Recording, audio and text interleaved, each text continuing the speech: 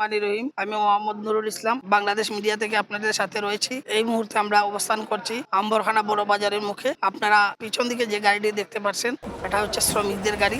তারা প্রতিদিনের ন্যায় বিভিন্ন জায়গায় কাজ করতে যান শ্রমিকরা।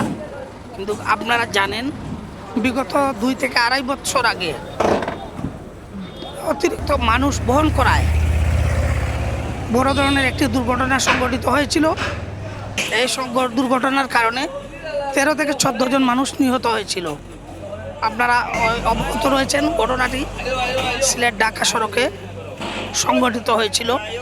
আপনারা দেখতে পাচ্ছেন এই যে গাড়ির মধ্যে জটলা বেঁধে লোকজন বসে আছে, শ্রমিকরা বসে আছে তাদের কাজে যাওয়ার জন্য। আপনারাই জানেন যে সিলেট ঢাকা মহাসড়কের লালাবাজার রশিদপুর নামক স্থানে একটি বড় দুর্ঘটনা সংঘটিত হয়েছিল 2 থেকে 2.5 বছর আগে। এই যে গাড়িগুলো আপনারা দেখতে পাচ্ছেন অতিরিক্ত লোক শ্রমিক বহন করে তারা তাদের কাজে যাচ্ছে বিভিন্ন জায়গায়। এই যে আমরা প্রতিদিন দেখতে পাচ্ছি আমরা সকালবেলায় হলেই তারা শ্রমিকরা তাদের কাজে যায়। আপনারা নিশ্চয়ই অবগত আছেন যে ঢাকা সিলেট মহাসড়কে যে ঘটনাটি ঘটেছিল একটি দুঃখজনক ঘটনা। 20-25 জন হইব। 20-25 জন হইব। 20-25 জন হইব ভাই।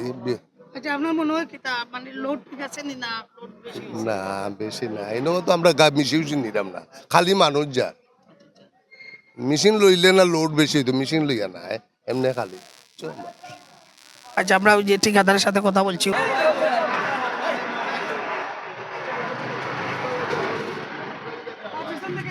ধরুন তোমার 20 জন বা 25 জন এরকম নেওয়া যায়। নেওয়া যায় এখন মানে তোমার 20 জন 25 জন হচ্ছে না, 20 জন মানুষ আছে আনুমানিক। জি, 3 টন বা 4 টন মাল টানে, বুঝলেন। এখন বর্তমান অনুমানিক তোমার 2 টন বা 2.5 টন এর বেশি হইতো না, লোডটা কম হয়েছে।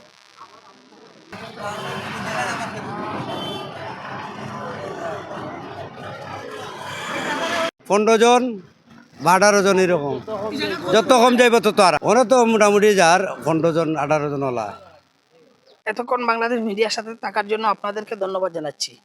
দৈনিক বাংলাদেশ মিডিয়া, সত্যের সন্ধানে সারাক্ষণ।